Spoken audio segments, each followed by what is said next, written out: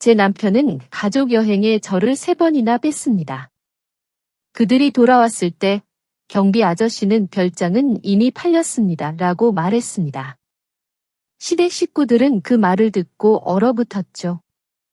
그들은 제가 지난 14년간 감내한 무시와 고통을 알지 못했습니다.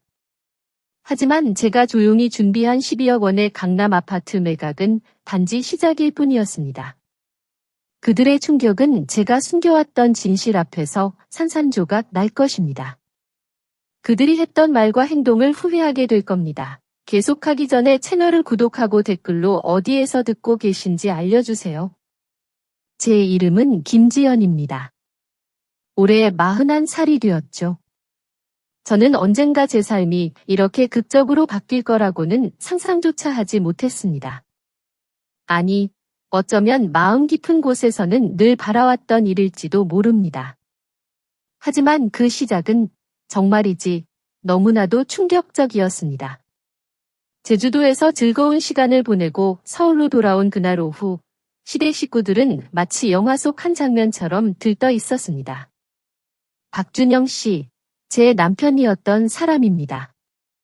그리고 시어머니 이영숙 여사, 시아버지 김민수 어르신, 시동생 박민준 씨와 그의 아내 추은지 씨, 그들은 렌터카에서 내리며 깔깔 웃었습니다.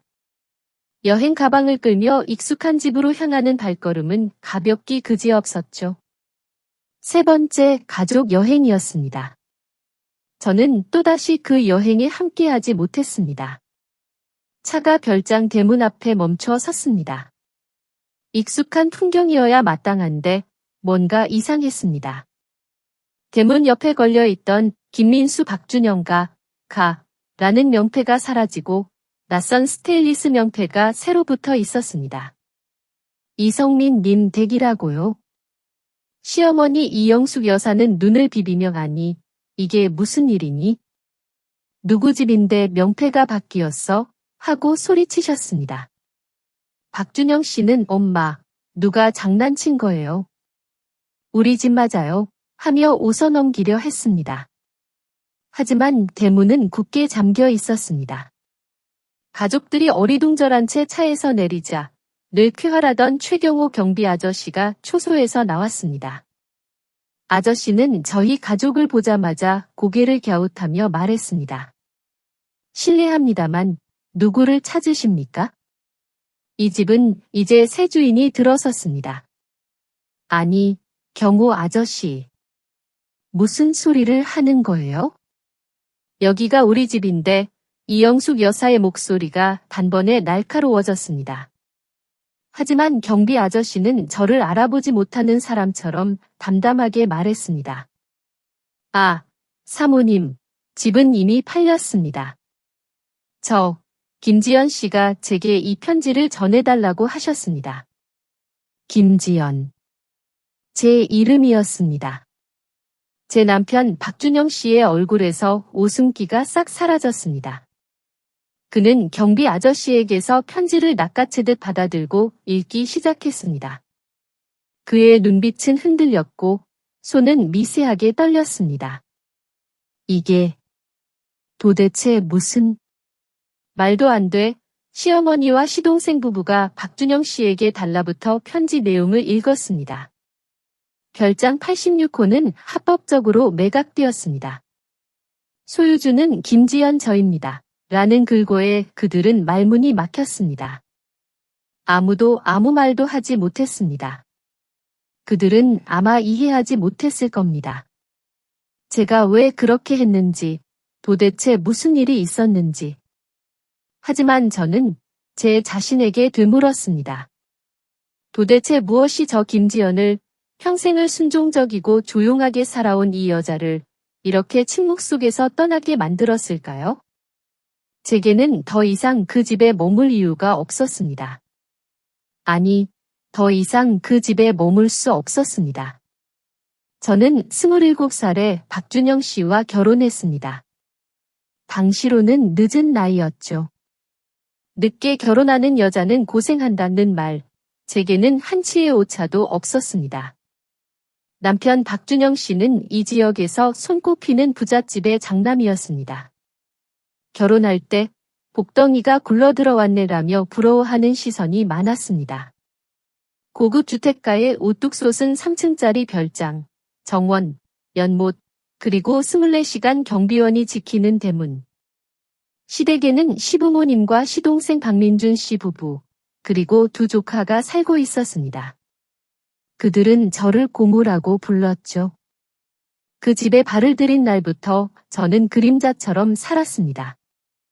시어머니 이영숙 여사는 권위적인 분이셨습니다.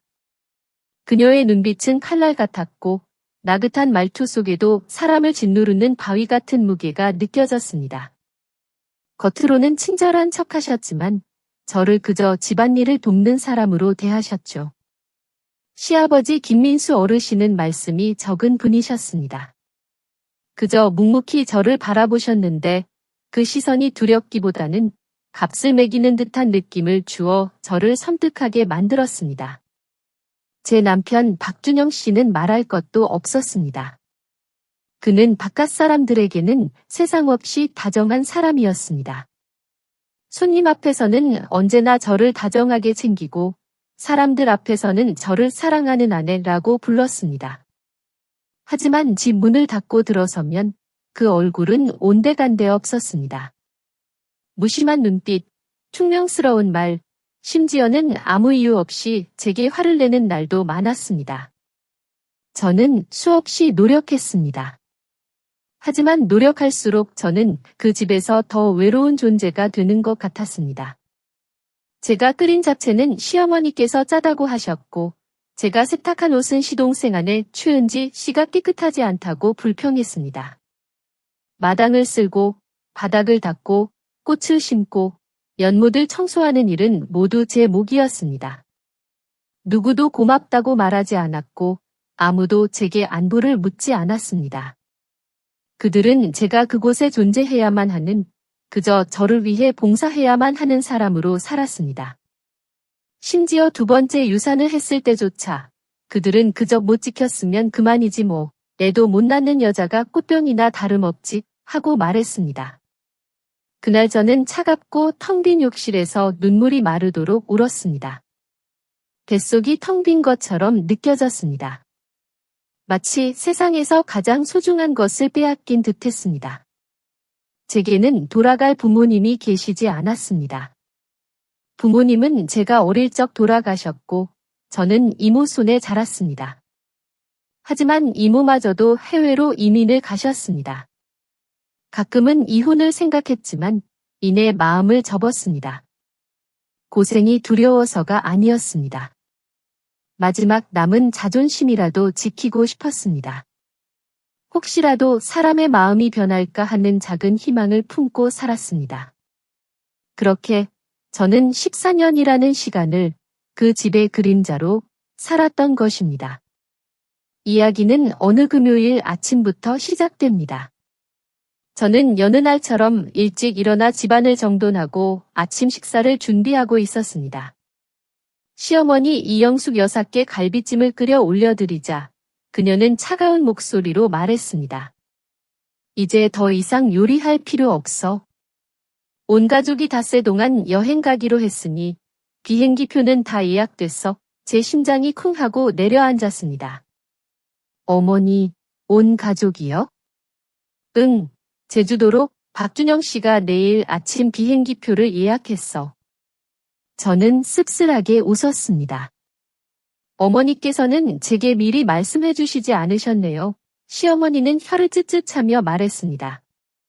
너는 갈 필요 없어. 집이나 봐. 그리고 너는 몇 번이나 갔는데 이제 흥미도 없잖아.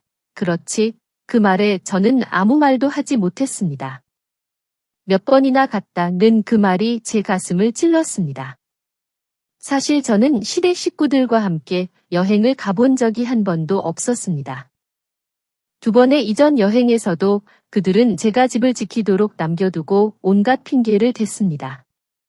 제가 머리가 아프다는 둥, 바다를 싫어한다는 둥, 며느리는 희생할 줄 알아야 한다는 둥, 첫 번째 여행 때는 저도 한껏 들떠 옷을 준비하고 선크림을 사고 사진 찍을 예쁜 긴 드레스를 골랐던 기억이 납니다. 하지만 출발 전날 밤 시어머니는 도둑 맞을까 봐 무섭다며 제게 집에 남아있으라고 하셨습니다. 저는 여행 가방을 든 채 차에 오르는 가족들을 바라보며 눈물로 시야가 흐려졌습니다. 두 번째 여행 때는 더 이상 아무것도 준비하지 않았습니다. 그리고 지금이 세 번째였습니다. 저는 아무 말 없이 고개를 끄덕이고 안으로 들어섰습니다. 그날 저녁, 저는 온 가족이 여행을 떠나는 것을 기념하는 듯한 푸짐한 저녁 식사를 준비했습니다. 저는 여전히 웃었고 한 사람 한 사람에게 음식을 덜어주었습니다. 아무도 제 슬픈 눈빛을 눈치채지 못했습니다. 아무도 너는 왜 안 가니? 라고 묻지 않았습니다. 남편 박준영 씨는 식사 내내 휴대폰만 보고 있었습니다. 시동생 박민준 씨는 어떤 해변이 인기 있는지 시시덕거리며 이야기했습니다. 시어머니는 제게 제 시간에 집을 청소하고 물고기에게 밥을 주고 화초에 물을 주라고 당부했습니다. 저는 그저 네 하고 대답할 뿐 한마디도 덧붙이지 않았습니다. 다음 날 아침, 가족들이 여행 가방을 끌고 차로 향할 때 저는 대문 앞에 서서 오렌지 주스 한 잔을 시어머니께 건넸습니다. 어머니, 조심히 다녀오세요. 시어머니는 저를 보지도 않고 주스 잔을 낚아채듯 받아들고 차에 올랐습니다. 박준영 씨 또한 저에게 아무런 작별 인사도 없이 차에 탔습니다. 차 문이 닫히고 박준영 씨의 차는 별장 대문을 빠져나갔습니다. 저는 꼼짝 않고 서 있었습니다. 햇살이 막 떠오르기 시작하여 마당 전체를 황금빛으로 물들이고 있었습니다. 그리고 바로 그 순간부터 저는 더 이상 그림자로 살지 않겠다고 결심했습니다. 박준영 씨의 차가 별장 대문 뒤로 완전히 사라진 후에도 저는 한참 동안 현관 앞에 멍하니 서 있었습니다. 아침 바람 때문인지 아니면 이제 막 흘러내린 눈물 때문인지 모르겠지만 저는 이상하게도 마음이 가벼워지는 것을 느꼈습니다. 14년간 며느리로 살며 14년간 그림자처럼 살아왔습니다. 저는 참고 견디려 했고 희망을 가졌으며 제가 충분히 착하고 헌신적이라면 언젠가는 그들도 저를 가족의 일부로 인정해 줄 것이라고 믿었습니다. 하지만 아니었습니다. 그들에게 저는 그저 집 지키는 사람, 무급 가정부, 보이지 않는 그림자에 불과했습니다. 저는 집으로 들어가 대문을 잠그고 천천히 3층으로 올라갔습니다. 제가 숨쉬는 공간이라고 부르는 작은 방이었습니다. 그곳에는 작은 나무 책상과 제가 직접 가꾼 몇 개의 화분, 그리고 마음이 너무 지칠 때마다 앉아서 책을 읽던 의자가 있었습니다. 이 방에는 그 집 식구 중 누구도 발을 들여놓은 적이 없었습니다. 그들은 이곳이 잡동사니를 넣어두는 곳이라고 말했습니다. 저는 의자에 앉아 서랍을 열고 방습 비닐에 잘 쌓여있는 서류 뭉치를 꺼냈습니다. 제 손은 가볍게 떨렸지만 제 눈빛은 그 어느 때보다 확고했습니다. 그것은 제가 지난 2년 동안 조용히 준비해온 서류들이었습니다. 제 이름으로 된 통장에는 12억 원이 넘는 돈이 예금되어 있었습니다. 그리고 강남에 있는 고급 아파트의 등기부 등본. 어머니께서 돌아가시기 전 제게 남겨주신 것이었습니다. 결혼하던 날 저는 이 사실을 숨겼습니다. 만약 남편과 시댁 식구들이 알았다면 분명히 빼앗으려 했을 테니까요. 그 외에도 여권, 비자 승인 서류, 그리고 3일 후 출발하는 호주 멜버른행 비행기 표가 있었습니다. 이모가 그곳에서 저를 기다리고 계셨습니다. 저는 이 집을 결코 떠나지 않으리라 생각했었습니다. 하지만 오늘 저는 분명히 깨달았습니다. 저는 떠나야만 했습니다. 그날 하루 종일 저는 가져갈 물건들을 정리하기 시작했습니다. 옷가지들, 작은 기념품들, 그리고 무엇보다도 시댁 식구들과 함께 살았던 지난 세월 동안 제가 써온 일기장이었습니다. 그 안에는 시어머니의 가혹한 말들, 남편이 불만족스러울 때마다 몰래 때렸던 순간들, 아이를 가질 수 없어 밤마다 베개를 적시던 눈물들이 모두 기록되어 있었습니다. 그날 오후 저는 오랫동안 준비해왔던 모든 일들을 마쳤습니다. 대학 시절 친구이자 지금은 시내의 유명 법률사무소에서 일하는 김 변호사님에게 전화를 걸었습니다. 그는 지난 6개월 동안 제가 이 강남 아파트를 팔기 위한 계약을 비밀리에 진행해 주었습니다. 특수 조건이 있었습니다. 제가 마지막으로 서명을 해야만 거래가 발효되는 것이었습니다. 절차는 이미 오래전에 끝났고 실행될 날만 기다리고 있었죠. 저는 그 아파트를 팔아야 할지 망설이기도 했습니다. 이 집을 팔면 저는 분명히 잔인하고 배은망덕하고 배신자라는 말을 듣게 될 테니까요. 하지만 저는 스스로에게 물었습니다. 한 번도 사랑받지 못한 사람이 자신을 이용하기만 하는 사람들에게 충성심을 지켜야 할 필요가 있을까? 사실 강남 아파트의 등기부 등본은 제 이름으로 되어 있었습니다. 이는 시댁 식구 중 누구도 모르는 사실이었죠. 오래전 제 부모님은 시아버지 김민수 어르신이 사업에 실패하여 어려움을 겪으실 때 많은 도움을 주셨습니다. 부모님은 경기도 외곽에 있던 땅을 팔아 그 돈을 시아버지께 운영자금으로 보태주셨고 어떤 차용증도 요구하지 않으셨습니다. 그저 나중에 저희 딸이 사장님 아드님과 결혼하면 좋은 인연이고 아니면 어려운 사람 도왔다고 생각하세요. 라고만 하셨다고 합니다. 몇 년 후 시아버지의 사업이 회복되었을 때 그는 제 부모님께 돈을 갚으려 하셨지만 부모님은 따님을 저희 아들에게 시집 보내주시면 다 갚은 겁니다. 라며 웃으셨다고 합니다.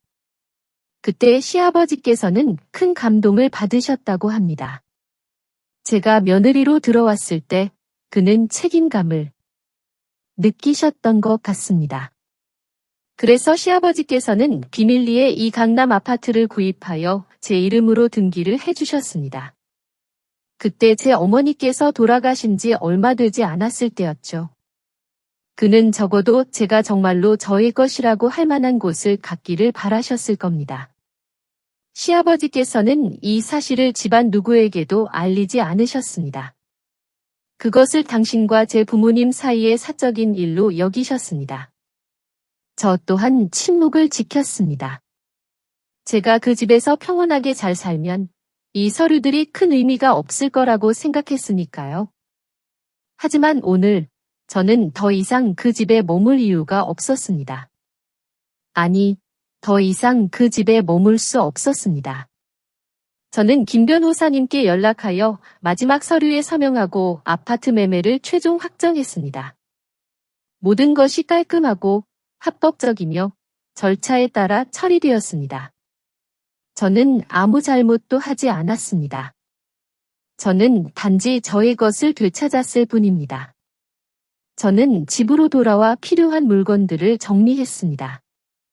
옷가지, 작은 기념품들, 그리고 무엇보다도 시댁 식구들과 함께 살았던 지난 세월 동안 써온 일기장이었습니다. 그 안에는 시어머니의 가혹한 말들, 남편 박준영 씨가 불만족스러울 때마다 몰래 때렸던 순간들, 아이를 가질 수 없어 밤마다 베개를 적시던 눈물들이 모두 기록되어 있었습니다. 이제는 이 모든 아픔을 뒤로할 때였습니다. 비행기가 이륙하기 전 저는 오래된 경비 아저씨 최경호 씨에게 부탁했습니다. 거의 10년 동안 이 별장과 함께 해온 분이셨죠. 시댁 식구들이 돌아오면 전해달라며 한 장의 종이를 드렸습니다. 저는 그 종이에 분명히 적었습니다. 저는 김지연입니다. 별장 86호의 소유주로서 이 집이 합법적으로 매각되었음을 알려드립니다. 오늘 저는 새로운 삶을 시작하기 위해 해외로 떠납니다. 아무도 영원히 그림자 속에 살 수 없으며 누구도 다른 이의 빛을 빼앗을 권리가 없다는 것을 모든 분들이 이해해 주시길 바랍니다. 안녕히 계십시오. 김지연 드림. 그들이 이 글을 읽고 반성할 것이라고는 기대하지 않았습니다. 저는 단지 그들이 제가 더 이상 버려진 며느리가 아니라는 것, 더 이상 제 이름이 불리지 않는 가족 여행에서 남편을 기다리는 여자가 아니라는 것을 알기를 바랐습니다. 저는 저 김지연입니다. 너무 오랫동안 무시당하며 살았기에 이제는 자신을 사랑할 줄 아는 독립적인 여자입니다. 비행기가 이륙하자 저는 창밖으로 서울의 불빛이 점점 작아지다가 하얀 구름 아래로 사라지는 것을 보았습니다. 제 마음속에는 더 이상 아무런 미련도 분노도 원망도 남아있지 않았습니다. 그저 가벼움만이 느껴졌습니다. 이상할 정도로 가벼웠습니다. 그들이 돌아와 어떤 반응을 보일지 저는 알 수 없었지만 한 가지는 확실히 알고 있었습니다. 저는 결코 다시는 그 집의 그림자로 돌아가지 않을 것입니다. 귀 기울여 주신 모든 분들께 김지연의 여정은 이제 막 시작되었을 뿐입니다. 과연 시댁 식구들은 이 사실을 어떻게 받아들이게 될까요? 그리고 순종적이었던 그녀가 어떻게 이토록 대담한 결정을 내릴 수 있었을까요? 아래에 댓글을 남겨주시면 김지연의 행동과 시댁 가족에 대해 어떻게 생각하시는지 알려주세요. 다음 이야기가 궁금하시다면 며느리의 눈물 채널 구독도 잊지 마세요. 제주도에서 서울로 돌아오는 비행 내내 시어머니 이영숙 여사는 새로 투자할 리조트 빌라에 대한 이야기를 신이 나서 늘어놓으셨습니다. 이번 여행은 그녀를 매우 만족시킨 것 같았습니다. 푸른 바다, 맛있는 음식, 그리고 눈엣가시 같았던 제가 함께하지 않아 그녀는 한없이 가볍고 편안한 기분이었을 겁니다. 다음번에는 강원도로 가는 게 어때요? 서방님, 그녀는 고개를 의자 등받이에 기댄 채 눈을 감고 있던 남편 김민수 어르신께 물었습니다. 요즘 날씨가 쌀쌀하니 가보면 좋을 텐데 김민수 어르신은 아무 말 없이 고개를 끄덕이셨지만 그의 눈빛은 어딘가 모르게 멀리 보고 있는 듯했습니다. 아마도 그 가족 중 유일하게 하나의 비밀을 알고 있는 분이었기에 그랬을 겁니다. 그 비밀은 그 자신조차 결코 드러낼 필요가 없을 것이라고 생각했던 것이었죠. 박준영 씨, 제 남편이었던 사람은 시동생 박민준 씨와 그의 아내 최은지 씨와 함께 뒷좌석에 앉아 있었습니다. 그는 휴대폰을 계속 스크롤하며 문자를 보내고 있었고 가끔씩 재미있는 동영상을 보며 크게 웃었습니다. 그 여행 내내 아무도 제가 집에서 잘 지냈는지, 필요한 것은 없는지, 외롭지는 않은지 묻지 않았습니다. 저는 그들을 탓하지 않았습니다. 그들의 눈에는 제가 더 이상 아무것도 아니었을 테니까요. 7인승 차량이 공항에서 별장 단지 입구에 도착하자마자 이영숙 여사는 이미 들떠 있었습니다. 집에 도착하면 바로 머리 손질하러 가야겠어. 바닷바람 때문에 머리가 엉망이 됐잖아. 시동생 아내 최은지 씨가 물었습니다. 어머니, 형님께서 점심으로 김치찌개랑 갈비찜 미리 해놓으셨겠죠? 갑자기 집밥이 그리워지네요. 무슨 말을 그렇게 하니? 시어머니는 눈을 흘기며 말했습니다. 집에 있는 건 집을 보고 음식을 하라고 있는 거야? 그것도 못하면 무슨 가치가 있어? 박준영 씨는 비웃듯이 웃으며 말했습니다. 엄마, 걱정 마세요. 제 아내는 착해서 시키는 대로 다 잘해요. 차가 단지 안도로로 꺾여 별장 86호로 향하는 길로 접어들었습니다. 하지만 도착하자마자 온 가족은 얼어붙었습니다. 그들 앞에 펼쳐진 풍경은 더 이상 붉은 종이꽃이 활짝 피어있던 익숙한 대문과 김민수 박준영가 라는 명패가 아니었습니다. 대신 이성민 님댁이라고 새겨진 번쩍이는 새 스테인리스 명패가 붙어 있었습니다. 대문 양쪽에 달린 두 개의 작은 깃발도 달랐습니다. 태극기와 낯선 파란색과 흰색 깃발이 걸려 있었습니다. 대문에는 거래 문의 시 경비실로 연락 바랍니다. 새 주인이 이사했습니다. 라는 종이가 붙어 있었습니다. 이영숙 여사는 눈을 크게 뜨고 혹시 잘못 본 것이 아닌가 의심했습니다. 아니, 어떻게 다른 사람이? 누가 우리 집에 저런 걸 붙여놨어? 시동생 박민준 씨는 여전히 낄낄거리며 웃었습니다. 누가 장난치는 거예요, 엄마. 우리 집 대문은 마법 같아요. 그들은 차에서 내려 덜컹거리는 여행 가방을 끌고 집으로 다가갔지만 별장 대문은 굳게 잠겨 있었습니다. 그때 경비 초소에서 목소리가 들려왔습니다. 어이, 죄송합니다만 누구를 찾으십니까? 최경호 경비 아저씨였습니다. 10년 가까이 이 별장과 함께 해온 노 경비원이었습니다. 그는 모자를 쓰고 나와 고개를 숙여 인사하더니 말했습니다. 아, 이 집은 이제 새 주인이 들어섰습니다.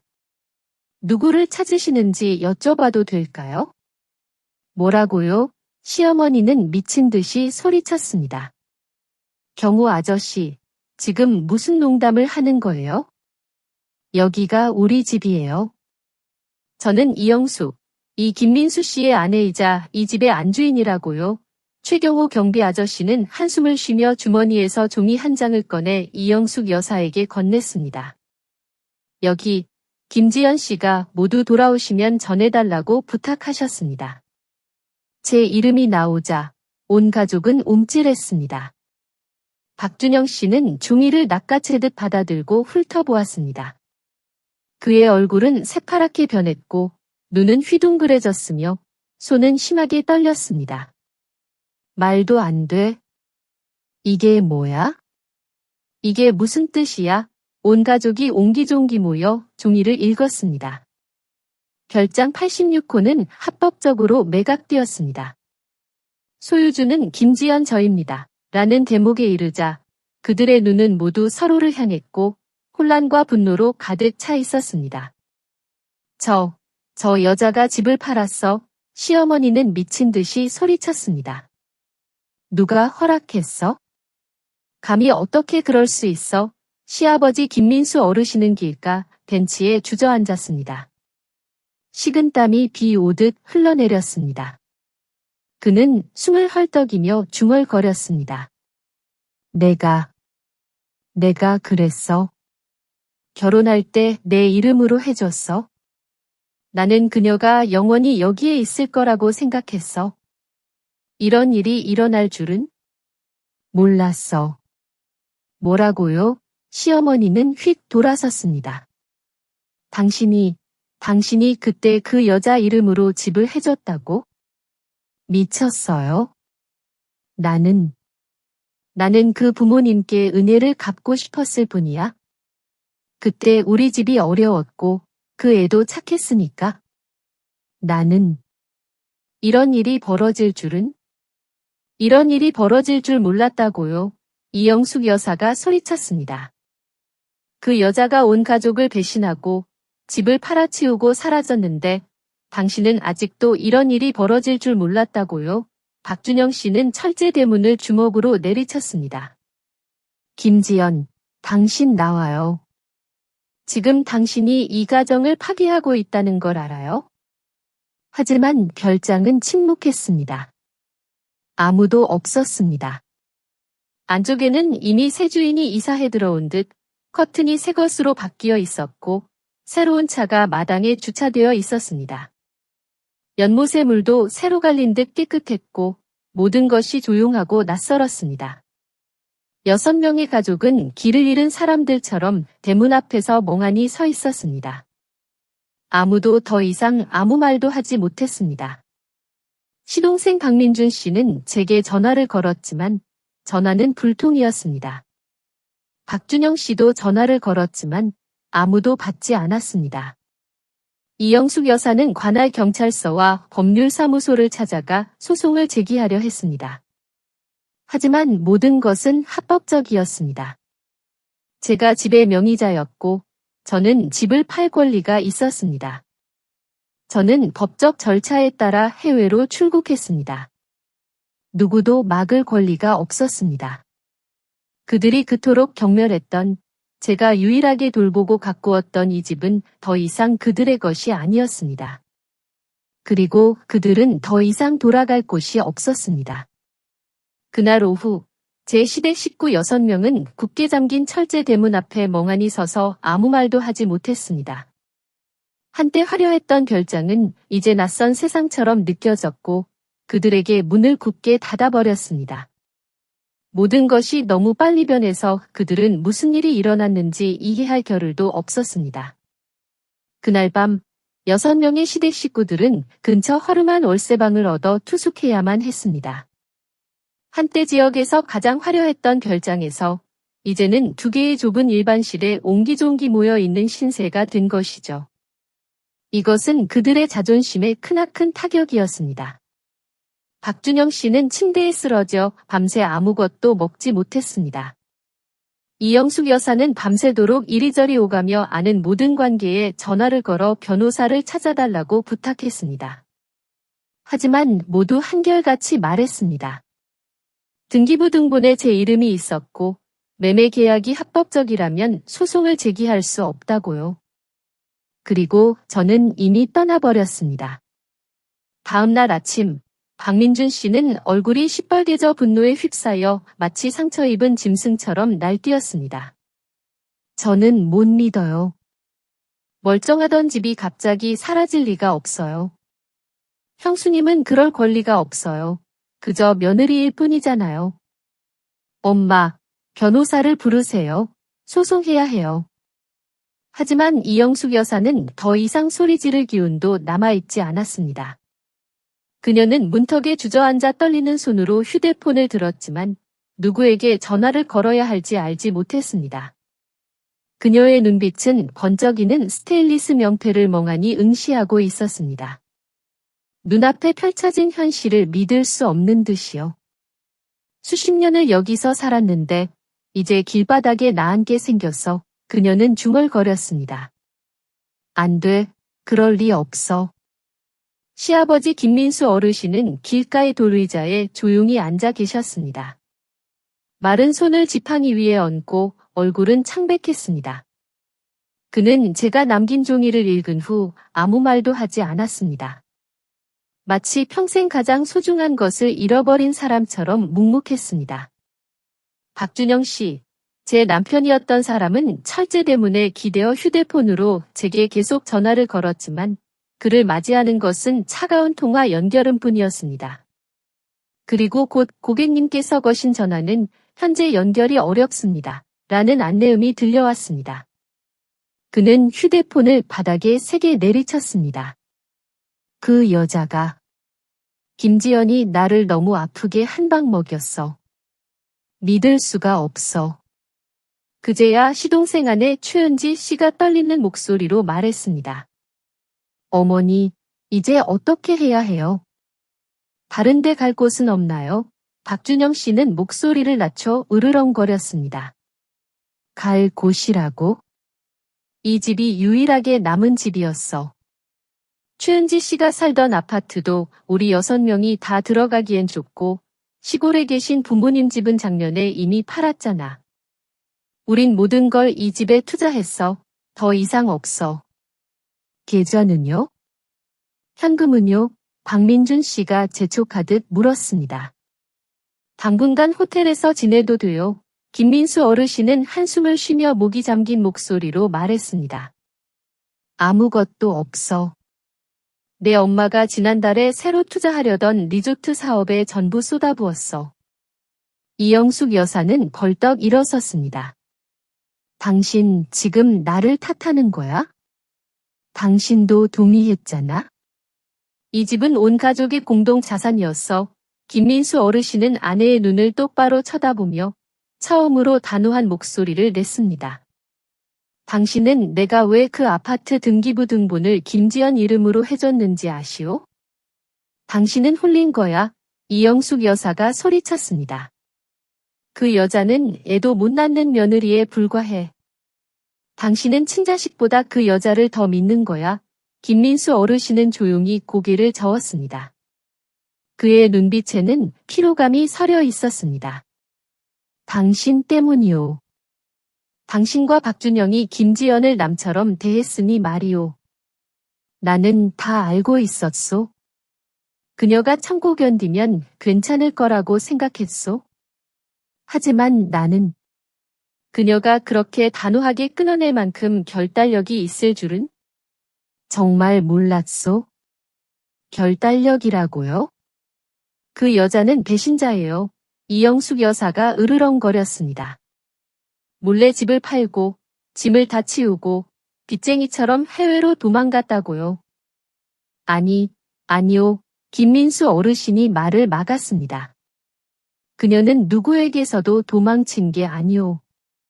그녀는 자신을 구하고 있었을 뿐이오. 공기는 마치 모든 것을 질식시킬 듯 무겁게 가라앉았습니다. 지금 이 순간 어떤 변명도 무의미했습니다. 사실은 너무나 명백했습니다. 그들에게는 더 이상 돌아갈 집이 없었습니다. 그날 저녁, 온 가족은 근처의 허름한 월세방으로 여행 가방을 끌고 가야 했습니다. 최고급 별장에서 살던 화려했던 삶은 이제 좁고 비좁은 방에서 옴짝달싹 못하는 신세가 되었으니 그들에게는 엄청난 굴욕이었습니다. 박준영 씨는 밤새도록 아무것도 먹지 못하고 침대에 쓰러져 있었습니다. 이영숙 여사는 밤새 잠 못 이루고 이리저리 돌아다니며 아는 모든 사람에게 전화를 걸어 변호사를 찾아달라고 애원했습니다. 하지만 모두 한결같이 말했습니다. 등기부 등본에 제 이름이 있었고 매매 계약이 합법적이라면 소송을 제기할 수 없다고요. 그리고 저는 이미 떠나버렸습니다. 저는 멜버른 국제공항 대합실에 앉아 있었습니다. 손에는 낡은 일기장을 들고 있었습니다. 저는 그 일기를 읽지 않았습니다. 그저 천천히 한 장 한 장 넘기며 과거의 삶과 작별을 고하고 싶었습니다. 예전에 제가 눈물로 썼던 억압된 글고들, 아무도 몰랐던 고통들은 이제 한때 어리석고 불쌍했던 한 여인의 증거물일 뿐이었습니다. 저는 휴대폰을 여러 단 한 사람에게 메시지를 보냈습니다. 김민수 어르신이었습니다. 아버님, 저는 아버님을 원망하지 않습니다. 아버님만이 그 집에서 조금이라도 인간적인 정을 가진 분이셨다는 걸 압니다. 하지만 저는 모든 걸음마다 비난받고 모든 말마다 트집 잡히고 모든 식사마다 눈물 젖은 밥을 먹어야 했던 그 집에서 더 이상 살 수 없었습니다. 제가 떠나는 것은 복수하기 위함이 아니라 제 자신을 구하기 위함입니다. 부디 건강 잘 챙기시고 인연이 닿으면 훗날 다시 만나 뵙기를 바랍니다. 저는 답장을 기다리지 않았습니다. 그저 마지막 인사를 하고 싶었을 뿐입니다. 다음 날 아침, 시댁 식구들은 공증사무실로 몰려가 주택양도 계약서 사본을 요청했습니다. 그리고 냉혹한 진실이 드러났습니다. 별장 86호는 목재 수출업체 대표인 이성민 씨에게 양도되었고 계약서에는 분명히 제 이름 김지연의 서명과 공증 도장이 찍혀 있었습니다. 그들은 굳어버렸습니다. 박준영 씨는 머리를 쥐어뜯으며 중얼거렸습니다. 왜 그녀는 아무 말도 하지 않았지? 왜 그렇게 침묵하다가 이렇게 잔인하게 떠나버렸을까? 김민수 어르신은 눈을 감고 나지막이 중얼거렸습니다. 아무도 사랑이 남아있을 때 떠나지 않는다. 너무 많은 상처를 받은 사람만이 침묵하며 떠나는 법이다. 그리고 그들은 알았습니다. 이제부터 아무도 저를 다시는 고개 숙이게 할 수 없을 것이라는 것을요. 그날 저녁, 박준영 씨는 침대에 쓰러져 밤새도록 아무것도 먹지 못했습니다. 잠시 눈을 붙이려 해도 잃어버린 별장과 제가 떠난 빈자리가 그의 마음을 찢어 놓았습니다. 그는 분노와 후회 사이에서 갈갈이 찢겼습니다. 어떻게 그럴 수 있지? 그는 쉰 목소리로 중얼거렸지만 답해주는 이는 아무도 없었습니다. 다음 날 아침부터 박준영 씨는 저를 찾아 나섰습니다.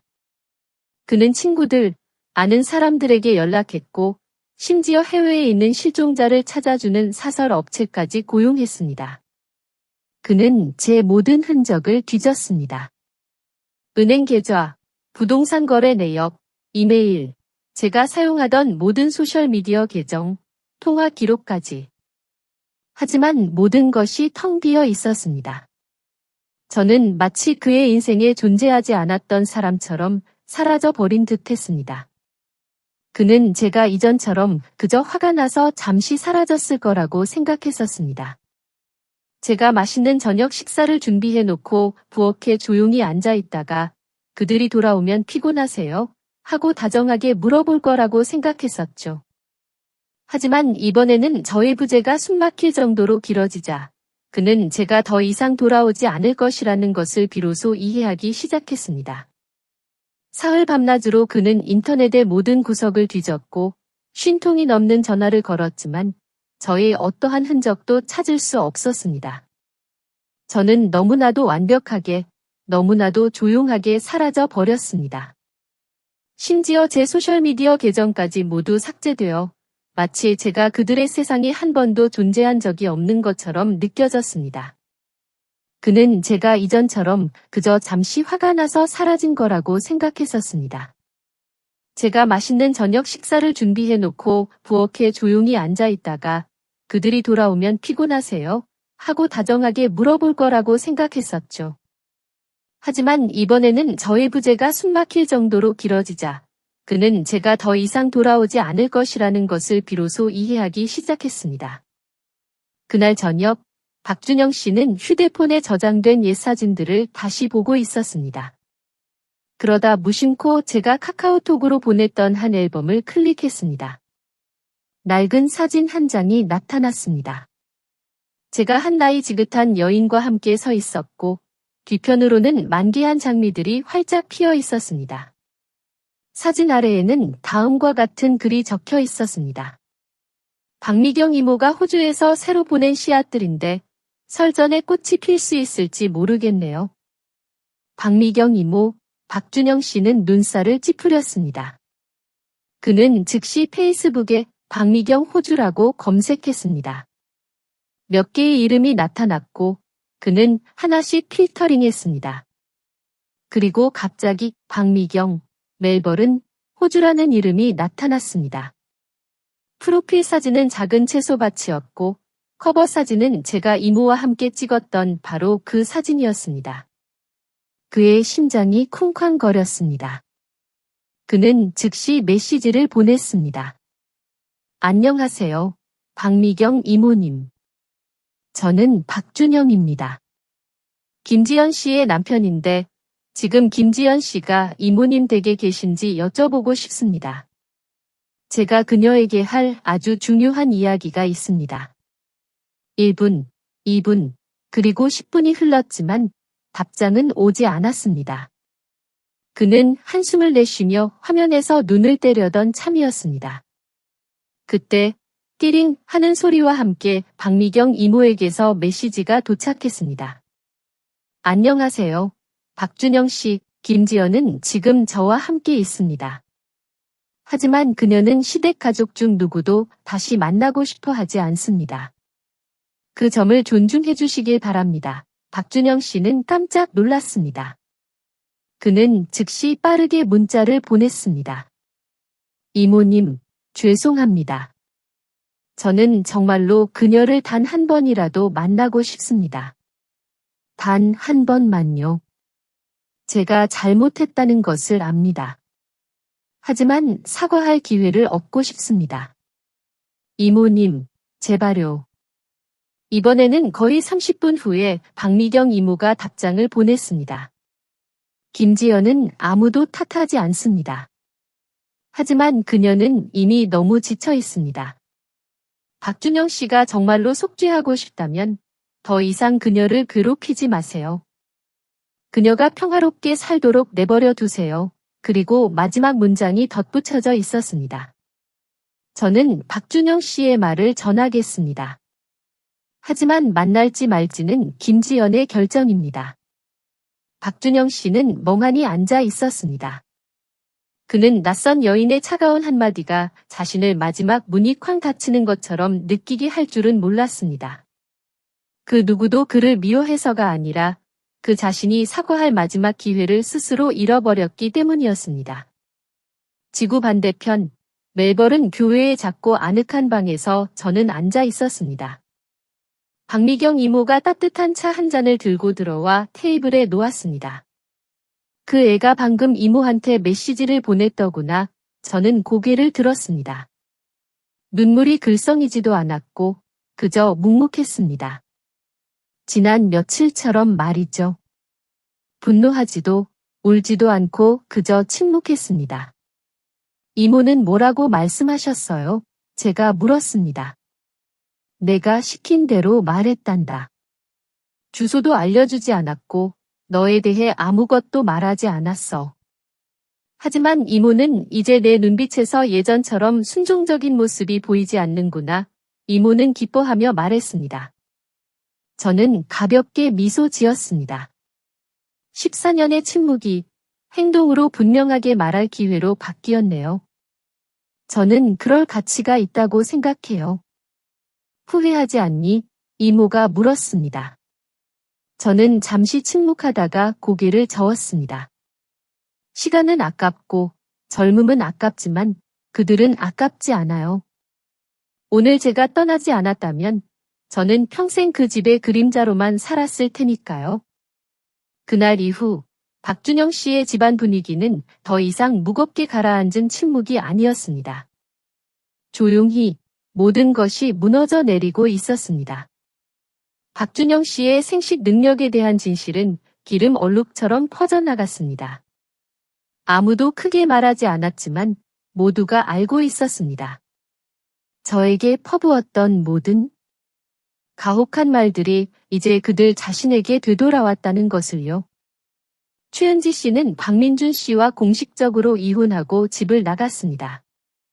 박민준 씨는 그녀를 붙잡으려 하지도 탓하지도 못했습니다. 그가 알기로 온 가족이 저를 대했던 방식이 최은지 씨를 그렇게 경악하게 만들었을 테니까요. 그리고 박준영 씨는 한때 자신이 중심이고 아내가 자신에게 복종하고 가족이 자신을 변호해줄 것이라고 생각했던 그는 이제 가장 외로운 사람이 되었습니다. 어느 날 아침 박준영 씨는 조용히 시아버지 김민수 어르신의 방으로 들어섰습니다. 기계에 의지해 약하게 숨쉬는 연로한 아버지를 바라보았습니다. 그의 눈은 온전히 뜨이지 않았고 몇 번 고개를 끄덕일 뿐이었습니다. 박준영 씨는 침대 옆에 앉아 아버지의 손을 잡고 나지막이 말했습니다. 아버님, 저 멀리 떠나려고 합니다. 모든 걸 스스로 고치고 싶어요. 속죄하기 위해서가 아니라 제가 수십 년 동안 상처를 주었던 아내를 다시 찾고 싶어서요. 김민수 어르신은 그를 바라보며 고개를 끄덕이셨습니다. 눈가에는 눈물이 글썽였습니다. 그녀에게 돌아와 달라고 하지는 않을 겁니다. 하지만 제가 감히 말하지 못했던 것들을 단 한 번이라도 말하고 싶어요. 그리고 그는 병원을 떠나 자신의 월세방으로 돌아와 노트북을 열고 검색창에 호주계인 이민 비자라고 입력했습니다. 3주 후 박준영 씨는 피와 살처럼 소중하게 여겼던 가업의 모든 주식을 팔았고 모든 예금을 인출하여 비행기 표를 사고 수수료를 지불했으며 장기 휴가를 신청했습니다. 시댁 식구 중 아무도 이 사실을 알지 못했습니다. 김민수 어르신만이 알고 계셨죠. 떠나기 전날 그는 조상님 제사상 위에 편지 한 통을 남겼습니다. 글씨는 서툴렀지만 진심이 가득했습니다. 저는 제가 강하고 부유하고 착한 아내와 자상한 어머니가 있다고 생각했습니다. 하지만 제가 지난 수십 년 동안 가장 가난한 사람이라는 것을 몰랐습니다. 사랑이 가난하고 이해심이 가난하며 친절함마저 가난한 사람이었습니다. 저는 도망치기 위해 떠나는 것이 아닙니다. 저는 다시 인간이 되는 법을 배우기 위해 떠납니다. 그리고 운이 좋다면 제가 평생 갚지 못할 빚을 진 단 한 명의 여인을 다시 만나게 될 것입니다. 비행기는 새벽 1시 30분에 이륙했습니다. 박준영 씨는 창가 좌석에 앉아 길고 긴 비행 내내 처음으로 눈을 감지 않았습니다. 그는 퇴근 후 밥 어딨어? 라고 말하며 집에 들어서던 거만한 남자도 아니었고 아내가 조용히 기다릴 때 차가운 말을 내뱉던 사람도 아니었습니다. 이제 그는 모든 것을 잃은 한 남자일 뿐이었습니다. 마음속에는 희미한 희망 하나만을 품고 있었습니다. 사과할 수 있는 기회를 얻는 것이었죠. 그는 멜버른의 비 내리는 오후에 착륙했습니다. 도시는 서울의 뜨거운 날씨와는 전혀 다른 서늘한 공기로 그를 맞이했습니다. 그는 여행 가방을 끌고 자신이 아는 유일한 주소, 박미경 이모가 사는 곳으로 향했습니다. 그는 나무 대문 앞에 서서 숨을 깊이 들이마신 후 초인종을 눌렀습니다. 박미경 이모가 문을 열었고 눈을 크게 뜨며 놀랐습니다. 정말로 여기까지 왔구나? 단 한 번만 만나고 싶습니다. 만약 그녀가 원치 않는다면 저는 즉시 떠나겠습니다. 하지만 단 한 번이라도 그녀를 보고 싶습니다. 박미경 이모는 그를 바라보다 조용히 문을 열어주었습니다. 지연이는 집에 없단다. 하지만 오늘 오후에 커뮤니티 공원에서 아이들을 위해 종이꽃 만들기 수업을 진행할 거야. 거기에 가보렴. 이모는 아무것도 약속할 수 없지만 운명에 맡기렴. 그날 오후 박준영 씨는 공원 가장자리에 서서 크림색 낀 원피스를 입고 머리를 묶은 여인이 아이들에게 꽃잎 접는 법을 가르치는 모습을 지켜보았습니다. 한때 부엌에서 조용히 움직이며 수많은 가혹한 말을 견뎌냈던 제 아내는 이제 아이들 사이에서 활짝 웃으며 기쁨으로 반짝이는 눈빛을 하고 있었습니다. 정말로 그녀는 완전히 다른 사람이 되었더군요. 박준영 씨는 천천히 발걸음을 옮겼고 손이 가볍게 떨렸습니다. 그리고 그는 멈춰 섰습니다. 더 이상 다가가지 못했습니다. 그는 감히 부르지도 못했고 그 사이에 끼어들 엄두도 내지 못했습니다. 그 순간의 제 모습은 그에게 더 이상 속해 있지 않다는 것을 알았으니까요. 작은 여자아이가 김지연 씨에게 다가와 방금 만든 종이꽃을 건넸습니다. 김지연 씨는 몸을 숙여 고맙다고 말했습니다. 그리고 다시 똑바로 서서 대문 쪽을 돌아보았습니다. 저와 박준영 씨의 눈이 마주쳤습니다. 저는 잠시 멈칫했습니다. 아무도 아무 말도 하지 않았습니다. 오직 눈빛만이 모든 것을 말했습니다. 그의 눈은 후회로 붉게 충혈되어 있었고 제 눈은 파도 일렁임을 멈춘 호수처럼 고요했습니다. 저는 가볍게 고개를 끄덕였습니다. 인사의 의미였습니다. 그는 늦은 사과라도 하듯 고개를 숙였습니다. 그리고 저는 다시 몸을 돌려 수업을 계속했습니다. 그는 마치 성부를 위해 신에게 다가갔다가 아무것도 구하지 않고 평화만을 빌고 돌아오는 순례자처럼 대문 밖으로 등을 돌려 걸어 나갔습니다. 그날 저녁 박미경 이모가 제게 말했습니다. 박준영 씨는 호텔로 돌아갔더구나. 편지 한 통을 남겼어. 저는 편지를 열었습니다. 정성스럽고 깔끔한 글씨체였습니다. 저는 당신에게 용서를 구하지 않습니다. 그저 당신이 행복하게 살기를 바랍니다. 당신은 모든 좋은 것을 누릴 자격이 있으니까요. 저는 당신과 평생을 함께할 자격이 없는 남자입니다. 하지만 다시 시작할 수 있다면 당신과 결혼했던 첫날부터 다시 시작하고 싶습니다. 저는 편지를 접었습니다. 눈물이 흐르지 않았습니다. 이미 용서했으니까요.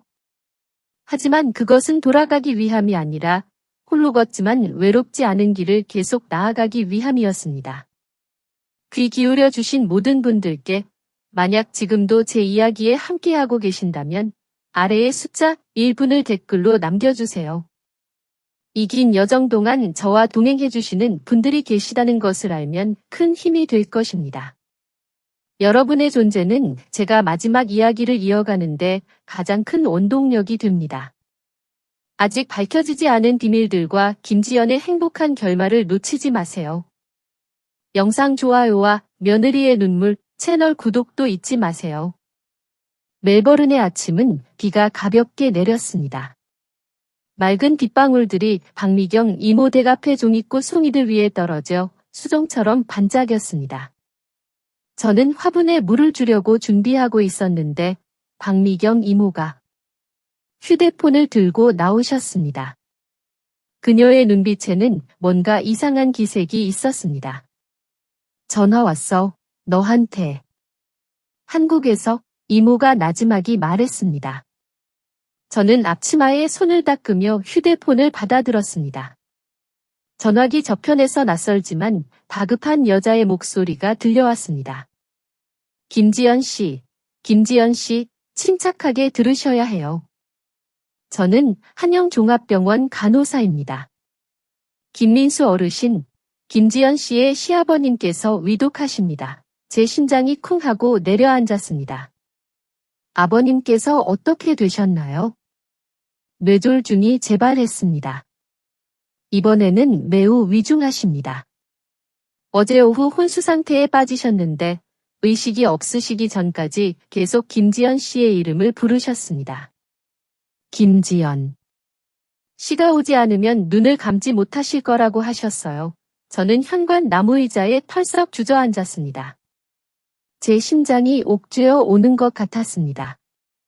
그분, 제 유일한 시아버님, 저를 딸처럼 여겨주셨던 분, 몰래 제 이름으로 아파트를 해주셨던 분, 제가 밤중에 배 아파할 때 아무도 몰랐지만 문을 두드려 생강차를 건네며 괜찮니? 하고 조용히 물어봐 주셨던 분, 그분이 지금 삶과 죽음의 경계에 놓여 저를 마지막으로 한 번 보고 싶어 하신다니요. 박미경 이모가 저를 바라보며 나지막이 말했습니다. 가고 싶지? 저는 대답하지 않고 그저 손을 꽉 쥐었습니다. 같은 시간 멜버른의 작은 월세방에서 박준영 씨 또한 비슷한 전화를 받았습니다. 그는 조용히 옷을 개고 있다가 벨소리에 깜짝 놀랐습니다. 전화를 건 사람은 김민수 어르신을 보살피고 있던 친척 동생이었습니다. 준영 형, 빨리 오셔야 해요. 아버님께서 많이 위독하세요. 계속 형수님 이름만 부르시면서 두 분을 기다리고 계세요. 전화를 끊자 박준영 씨는 주저앉았습니다. 그는 선택의 순간이 왔음을 알았습니다. 그는 멜버른에 남아 서서히 안정되어 가는 삶을 계속하며 제가 언젠가 자신을 용서해 주기를 바랄 수 있었습니다. 아니면 한국으로 돌아가 병원에서 자신을 기다리는 연로한 아버지 곁을 지킬 수 있었습니다. 아버지, 그분은 그의 가장 큰 잘못들조차 너그러이 용서해 주셨던 분이셨죠. 그는 오래 생각하지 않았습니다. 그날 밤 박준영 씨는 서울행 가장 빠른 비행기 표를 예매했습니다.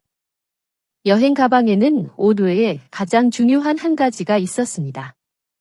제가 오래전 서랍에 두고 갔던 손편지였습니다. 나중에 그가 우연히 찾아낸 것이었죠. 저는 달랐습니다. 저는 오후 내내 비 오는 정원에 앉아 비에 젖은 종이꽃들을 멍하니 바라보았습니다.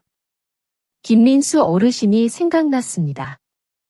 한밤중에 제가 배가 아파할 때 온 가족 중 아무도 몰랐지만 그분만이 제 방 문을 두드려 생강차를 건네며 괜찮니? 하고 조용히 물으셨던 때가 생각났습니다. 이영숙 여사에게 김치찌개가 짜다고 비난받았을 때 그분은 아무 말씀 없이 제가 떠준 국을 다 드셨던 그 눈빛이 생각났습니다.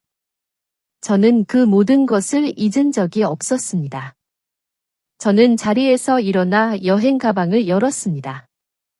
박미경 이모가 혹시 제가 돌아가고 싶을까 봐 보관해 주셨던 한국행 비행기 표가 여전히 그곳에 있었습니다. 사흘 후 한영종합병원 중환자실. 박준영 씨는 긴 비행으로 지친 얼굴로 병실에 들어섰습니다. 김민수 어르신은 산소호흡기에 의지한 채 누워 계셨고 심장은 여전히 약하게 뛰고 있었습니다. 그의 눈은 희미하게 떠져 있었고 아들을 어렴풋이 알아보는 듯했습니다. 마른 눈가에서 눈물 한 방울이 흘러내렸습니다. 아버님. 박준영 씨는 침대 옆에 무릎을 꿇고 말했습니다. 저 돌아왔어요. 아버님, 힘내세요. 지금은 가시면 안 돼요. 김민수 어르신은 한 번 눈을 깜빡였습니다. 그의 눈빛은 마치 김지연은 어디 있느냐고 묻는 듯했습니다. 박준영 씨는 아버지의 손을 잡고 목이 메어 말했습니다. 그녀는 돌아오지 않았어요, 아버님. 하지만 걱정 마세요. 제가 그녀를 찾을 거예요. 제가 아버님 대신 사과하고 모든 것을 만회할 겁니다. 바로 그때 병실 문이 활짝 열렸습니다. 제가 들어섰습니다. 저는 아무 말도 하지 않고 조용히 병상 옆으로 다가가 김민수 어르신의 마른 손을 잡았습니다. 그의 눈은 크게 뜨였고 몸이 떨렸으며 입술이 살짝 움직였습니다. 저는 귀를 가까이 대고 가느다란 숨결 속에서 희미한 소리를 들었습니다. 왔구나. 저는 고개를 끄덕였습니다. 눈물이 아버지의 손등 위로 떨어졌습니다. 왔어요. 아버님. 김민수 어르신은 약하지만 따뜻한 미소를 지으셨습니다. 차가운 병실 전체를 녹일 만큼 따뜻한 미소였습니다. 그리고 그는 조용히 눈을 감으셨습니다. 영원히요. 박준영 씨는 제 뒤에 말없이 서 있었습니다. 그저 그 순간 그가 버렸던 아내인 제가 그의 아버지를 마지막 가는 길까지 대응하기 위해 제때 도착했다는 것을 알 뿐이었습니다. 그것은 가족이라는 이름 때문이 아니라 오직 인간적인 정 때문이었습니다. 김민수 어르신의 장례는 병원 장례식장에서 간소하게 치러졌습니다. 한때 부유했던 집안 사람들이 생각하는 것과는 달리 화려함은 없었습니다. 결국 그분은 평생을 사셨던 방식대로 다툼 없이 목소리 높이지 않고 누구에게도 상처 주지 않고 조용히 편안하게 가셨습니다. 하지만 충분히 이해받지도 못하셨죠. 고인의 시신이 안치실로 옮겨질 때 이영숙 여사는 한쪽 구석에 멍하니 앉아 있었습니다. 손에는 상장을 들고 있었고 눈은 깊게 들어가 있었으며 멍한 표정이었습니다. 그 얼굴에는 제가 한때 고개 숙이게 만들었던 날카롭고 권위적인 모습은 더 이상 없었습니다. 그녀는 이제 남편을 잃고 집을 잃고 한때 자신의 모든 것이었던 자부심마저 잃은 60대 중반의 여인일 뿐이었습니다. 저는 눈물을 많이 흘리지 않았습니다. 제 고통은 이미 오래전부터 억눌러 왔으니까요. 이제 남은 것은 그저 공허함 뿐이었습니다. 장례식 내내 저는 그들의 전통적인 의식에 끼어들지 않았습니다. 그저 맨 뒷줄에 조용히 서서 검은색 한복을 입고 고개를 살짝 숙인 채 두 손을 마주 잡고 있었습니다. 마치 오랜 지인이 마지막 인사를 하러 온 손님처럼 말이죠. 친척들은 저를 보며 수군거렸습니다. 저 큰며느리 아니야? 해외 나갔다고 들었는데 어떻게 왔지? 하지만 모두가 침묵했습니다. 이영숙 여사가 갑자기 일어서서 사람들이 유골함을 운구할 준비를 할 때였습니다. 그녀는 제게 다가왔습니다. 얼굴은 붉게 상기되어 있었지만 눈빛에는 더 이상 원망이 없었습니다. 김지연. 제가 고개를 들자 아무도 아무 말도 하지 않았습니다. 조문객들은 일순간 정지했습니다. 이 김민수 아버님 영전 앞에서 너에게 꼭 할 말이 있다. 지난 10수년간 내가 우리 집에서 살았을 때 나는 늘 침묵했지. 친척들은 몸을 바로 세우고 호기심 어린 눈으로 지켜보았습니다. 미안하다. 그토록 오만했던 여인의 입에서 그 말이 나올 줄은 아무도 예상하지 못했습니다. 미안하다. 너를 무시하고 욕하고 모든 일을 너의 탓으로 돌렸던 것을. 나는 내가 얼마나 고통스러워했는지 아무것도 몰랐다. 너는 마지막 순간까지 그의 곁을 지킨 유일한 사람이었다. 그런데 나는 그의 아내인 나는 구석에 앉아 떨고 있었다.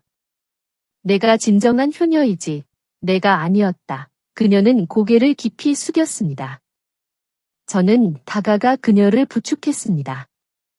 어머니, 이렇게 여러 사람 앞에서 제게 사과하실 필요 없습니다. 용서는 이미 오래전에 했습니다. 하지만 돌아가지는 못합니다. 그녀의 눈가에는 눈물이 글썽였습니다. 그녀는 고개를 살짝 끄덕였습니다. 이번에는 정말로 이해하는 듯했습니다. 장례식이 끝난 후 김민수 어르신의 개인 변호사인 노련하고 정갈한 차림의 남자가 얇은 서류 가방을 들고 나타났습니다. 김민수 어르신께서 돌아가시기 전 유언장을 남기셨습니다. 장례식이 끝나면 읽어달라고 하셨습니다. 모든 가족들이 둘러앉았습니다. 이영숙 여사, 박준영 씨, 박민준 씨 모두 그곳에 있었습니다. 변호사는 서류를 열고 또렷한 목소리로 말했습니다. 고 김민수 전은 명정신이 온전한 상태에서 사망 후 재산을 합법적으로 분배하기 위해 본 유언장을 작성합니다. 그의 목소리는 차분하고 명확했습니다. 재산은 은행에 남은 예금, 경기도 외곽의 작은 땅, 그리고 가업에 남은 주식으로 구성됩니다. 저는 다음과 같이 분배합니다. 회사 주식 전부는 막내 아들 박민준에게 관리하도록 합니다. 경기도 외곽의 땅은 박민준의 두 아들, 제 손자들에게 남깁니다. 예금 2억 원은 절반은 장남 박준영에게, 나머지 절반은 며느리 김지연에게 남깁니다. 모두가 옹성거렸습니다. 하지만 거기서 끝이 아니었습니다. 변호사는 고개를 들고 목소리를 낮춰 말했습니다. 그리고 마지막 한마디가 있습니다. 제가 나누어준 재산이 많지 않다는 것을 압니다. 하지만 이 마지막 부분을 사조의 뜻으로 남깁니다. 저는 김지연을 며느리가 아닌 제 딸로 공식적으로 인정합니다. 지난 14년간 그녀는 가족을 위해 살았고 깊은 상처를 받으면서도 도리를 다한 유일한 사람이었기 때문입니다. 만약 김지연이 이 글을 읽게 된다면 부디 알아주기를 바랍니다. 아버지는 너에게 한평생 빚을 졌고 다음 생에 기회가 있다면 처음부터 마땅히 그래야 했던 것처럼 너를 사랑하기 위해 다시 시작하고 싶다. 방 전체가 침묵에 잠겼습니다. 저는 손을 꽉 쥐었습니다. 눈물은 흐르지 않았습니다. 그 감정 때문에 이미 오래전부터 울었으니까요. 하지만 제 심장은 문득 따뜻해졌습니다. 비록 늦었지만 마침내 저를 딸이라 불러주는 사람이 생긴 것입니다. 그날 저녁, 저는 김민수 어르신의 영정 앞에 서서 향 한 개를 피웠습니다. 아버님, 저 왔어요. 아무것도 원망하지 않습니다. 모든 것을 용서합니다. 하지만 저는 제가 선택한 길을 계속 걸어갈 것입니다. 저는 향을 내려놓고 돌아서서 장례식장을 나섰습니다. 아무도 저를 붙잡지 않았고 아무도 저를 만류하지 않았습니다. 그들은 알았습니다. 옛날의 며느리는 더 이상 그림자가 아니라 독립적이고 강하며 자신만의 삶을 살 자격이 있는 한 여인이라는 것을요. 김민수 어르신의 장례를 치른 지 3주 후, 저는 한국을 떠나 멜버른으로 돌아왔습니다. 시원한 가을바람이 부는 오후였습니다. 인천공항에서 이륙한 비행기는 저를 드넓은 바다를 건너게 했을 뿐만 아니라 10수년 동안 쌓여있던 모든 트라우마와 고통으로부터 벗어나게 해주었습니다. 구름 아래 희미하게 보이는 서울의 도시를 바라보니 제 마음은 한없이 가벼워졌습니다. 비난의 목소리들, 경멸하는 눈빛들, 홀로 울던 밤들을 모두 뒤에 남겨두고 왔으니까요. 이곳 멀리 떨어져 있지만 너그러운 땅에서 저는 마치 종이꽃처럼 활짝 피어날 것입니다. 아무리 척박한 땅이라도 말이죠. 박미경 이모가 상냥한 미소로 저를 공항에서 맞이했습니다. 차 문을 열자마자 이모는 제게 돌아섰습니다. 지연아, 한국에서 너한테 편지가 왔단다. 보낸 사람은 적혀있지 않고 딱 한 줄만 쓰여 있었어. 이것이 내가 가진 유일한 빚입니다. 저는 편지 봉투를 받아들었습니다. 제 마음속에서 낯설지만 익숙한 종소리가 울리는 듯했습니다. 작은 목조 주택으로 돌아와 샤워를 하고 따뜻한 차를 마신 후에야 저는 그 편지를 열었습니다. 종이는 누렇게 발해 있었고 기울어진 글씨체는 이상하리만치 익숙했습니다. 지연아, 내가 이 편지를 읽을 때쯤이면 아마 아버지는 고향에 묻혀 있을 거야. 하지만 내가 장례식에 참석했을 거라는 걸 안다. 너는 정이 많은 아이니까. 아버지가 지난 몇 달간 너에게 숨겨온 이야기가 있다. 그것은 내가 강남 아파트를 팔았던 것에 대한 이야기다. 너는 내 스스로 모든 것을 팔고 처리했다고 생각했겠지. 하지만 사실은 아니었어. 처음부터 끝까지 변호사를 찾고 아파트 가치를 평가하고 매수자를 찾은 모든 과정을 조용히 도와준 사람은 다름 아닌 내 남편 박준영이었다. 내가 떠나기로 결정하기 전부터 그는 조용히 아버지를 만나 제가 잘못했습니다. 제가 그녀를 충분히 사랑하지 못했지만 그녀가 빈손으로 떠나는 것을 원치 않습니다. 그녀가 떠나기를 선택한다면 아버님, 부디 그녀가 그 아파트를 지킬 수 있도록 도와주세요. 제가 모든 재산을 양도할 테니 그녀가 평온하기만 하면 됩니다. 라고 말했다. 아버지는 깜짝 놀랐지만 동의했다. 오만했던 아들이 평생 처음으로 자신이 버렸던 아내 앞에서 고개 숙이는 것을 보았기 때문이야? 그러니 그 강남 아파트는 내가 판 것이 아니라 박준영이 너에게 돌려준 것이란다. 아버지가 일찍 말하지 않은 것은 내가 떠날 용기를 내지 못할까 봐, 혹은 내가 은혜를 빚졌다고 생각할까 봐 두려웠기 때문이야. 하지만 이제는 내가 충분히 강해져서 고마움을 느끼면서도 돌아갈 필요는 없다는 것을 안다고 믿는다.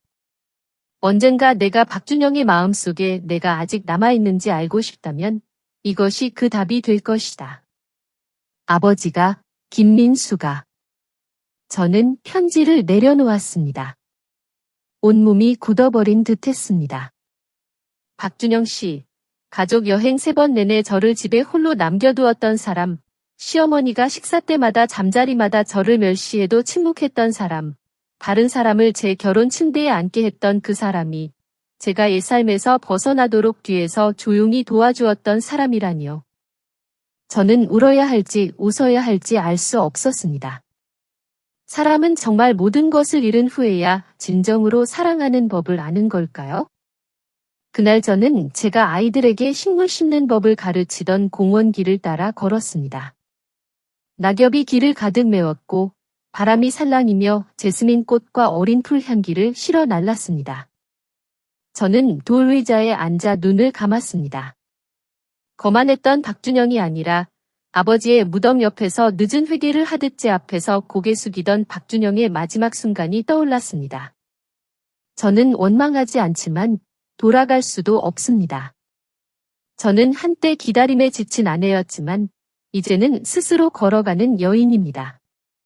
저는 휴대폰을 꺼내 메시지를 작성했습니다. 가짜 위로의 말로 붙잡지 않고 저를 놓아주셔서 감사합니다. 그리고 진심 어린 침묵으로 저에게 자유를 주셔서 감사합니다. 저는 잘 지내요. 당신도 평온하시기를 바랍니다. 저는 보내기를 누르지 않았습니다. 그저 쓰고 지웠을 뿐입니다.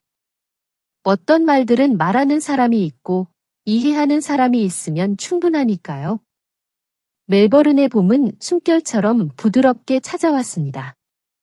아침 햇살이 창문을 통해 비추고 현관 앞의 종이꽃들은 바람에 흔들리며 자연의 부드러운 인사를 건네는 듯했습니다. 제 삶은 한 걸음 한 걸음 천천히 평온하게 서두르거나 뒤섞이지 않고 안정되어 갔습니다. 매일 아침 저는 커뮤니티 공원으로 향합니다. 저는 이민 가정들이 직접 깨끗한 식료품을 재배하고 작은 텃밭을 만들 수 있도록 돕는 그린폴은 프로젝트의 자원봉사자로 일하고 있습니다. 이 프로젝트는 지역 정부의 지원을 받아 한국, 인도, 튀르키예, 필리핀 등 여러 나라에서 온 사람들이 참여하고 있습니다. 저는 이 일을 사랑합니다. 첫 수학 후 미심쩍어하던 사람들의 얼굴에서 모든 것을 잃었다가 맨손으로 다시 씨앗을 심은 제 자신의 모습을 보았기 때문입니다. 어느 아침 프로젝트 확대 회의에서 저는 시내 북부에 있는 커뮤니티 센터에 초대받았습니다. 박미경 이모는 축제에 가는 아이처럼 신나서 저와 함께 가셨습니다. 오늘 빅토리아 대학교에서 온 파트너도 있대. 아시아에서 일했던 사회학 교수인데 우리 같은 작은 커뮤니티 모델을 아주 좋아한대. 이모가 말했습니다. 저는 가볍게 고개를 끄덕였습니다. 저는 크게 신경 쓰지 않았습니다. 누가 오든 상관없었습니다. 중요한 것은 프로젝트가 계속 지원을 받아 사람들이 채소를 재배할 땅을 가질 수 있다는 것이었습니다.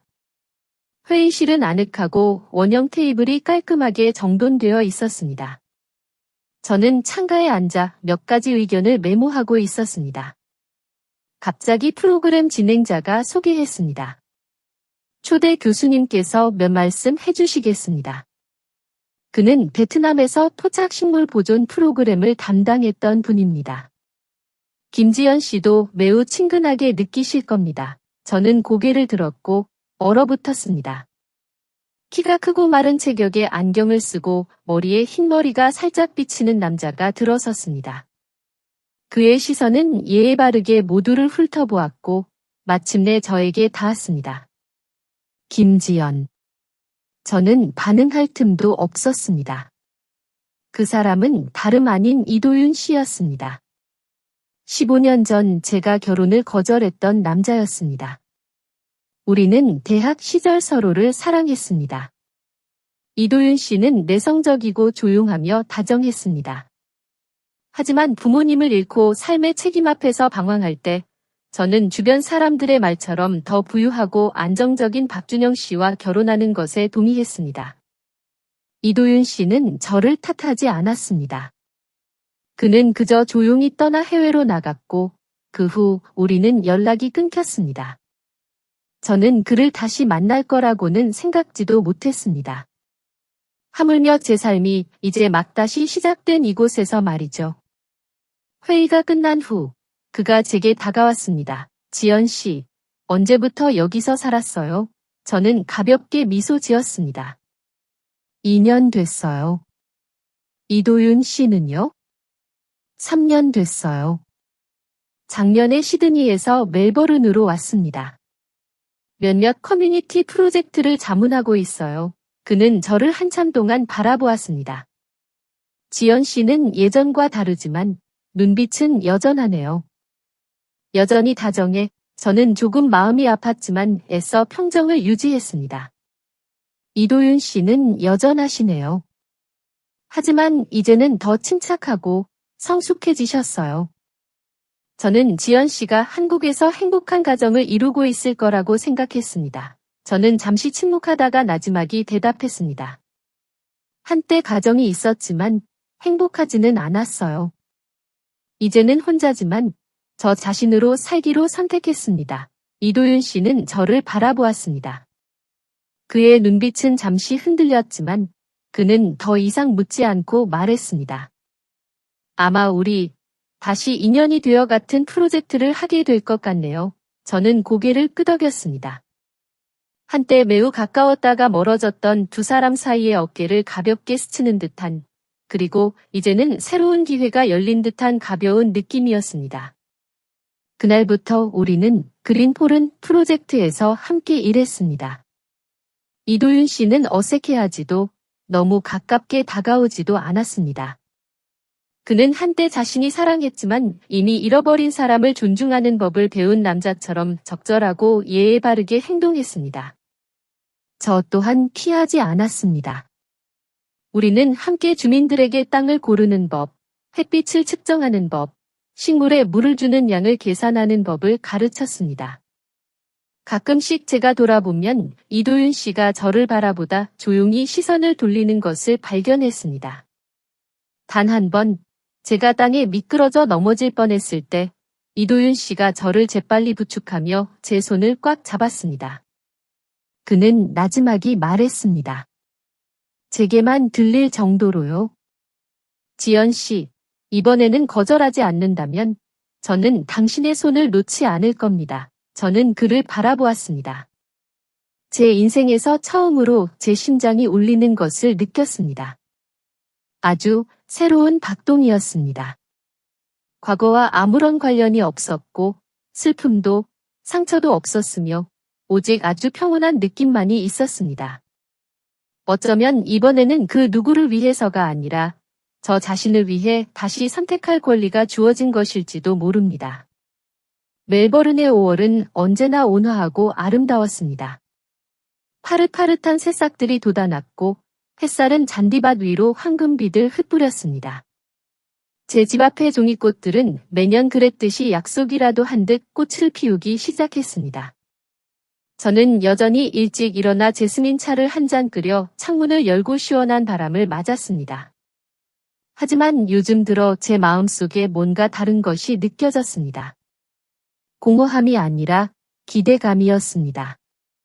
매일 아침 이도윤 씨의 오토바이 소리가 공원 앞에 멈추는 것을 듣고 싶었습니다. 그가 조용히 흙을 나르고 새는 수도꼭지를 고치는 모습을 보고 싶었습니다. 그의 시선이 다급하지 않고 제 어깨에 내려앉는 햇살처럼 천천히 머무는 것을 보고 싶었습니다. 저는 다시는 사랑할 수 없을 것이라고 생각했습니다. 제 심장이 조각나서 다시는 아물 수 없을 것이라고 믿었습니다. 하지만 이도윤 씨, 제가 예전에 거절했던 그 남자는 서두르지 않았고 아무것도 요구하지 않았으며 과거를 언급하지도 않았습니다. 그는 제가 원한다면 언제든 돌아설 준비가 된 것처럼 제 옆을 조용히 걸어주었습니다. 어느 주말 오후, 그린폴은 프로젝트가 봄 축제를 열었습니다. 저와 이도윤 씨는 귀빈으로 초대되었습니다. 아이들은 즐겁게 뛰어다녔고 주민들은 직접 재배한 토마토, 상추, 오이 등 다양한 채소와 과일을 진열했습니다. 연단에서 저는 많은 말을 하지 않았습니다. 그저 미소 짓고 감사 인사를 전했을 뿐입니다. 행사가 끝난 후 이도윤 씨는 저를 공원 한적한 구석으로 데려갔습니다. 지연 씨, 그는 천천히 말하기 시작했습니다. 아직 준비가 안 되었을 수도 있어요. 제가 이해합니다. 하지만 허락해 주신다면 저는 당신 곁에 있고 싶습니다. 지금 당장 연인으로서가 아니라 기다릴 권리가 있는 사람으로서요. 저는 침묵했습니다. 제 심장은 쿵쾅거렸습니다. 성급한 감동 때문이 아니라 수년 만에 처음으로 제가 선택할 수 있다는 것을, 감정을 존중받고 판단이나 비난을 두려워하지 않고 예 또는 아니요라고 말할 수 있다는 것을 깨달았기 때문이었습니다. 저는 그에게 가까이 다가가 그의 팔에 손을 얹고 미소 지으며 말했습니다. 저는 다시 사랑하는 것이 너무 힘든 일이라고 생각했어요. 하지만 이제 알아요. 용서는 다른 사람을 용서하는 것뿐만 아니라 저 자신을, 과거를, 그리고 구원할 수 없는 모든 것들을 용서하는 것이라는 거요. 저는 강해지기 위해 누구도 필요 없다는 것을 이해할 만큼 충분히 오랫동안 혼자 살았어요. 하지만 저와 함께 걸어갈 누군가가 있다면, 손을 잡고 이끄는 것이 아니라 동행하는 사람이라면 저는 기꺼이 함께할 준비가 되어 있습니다. 이도윤 씨는 아무 말도 하지 않았습니다.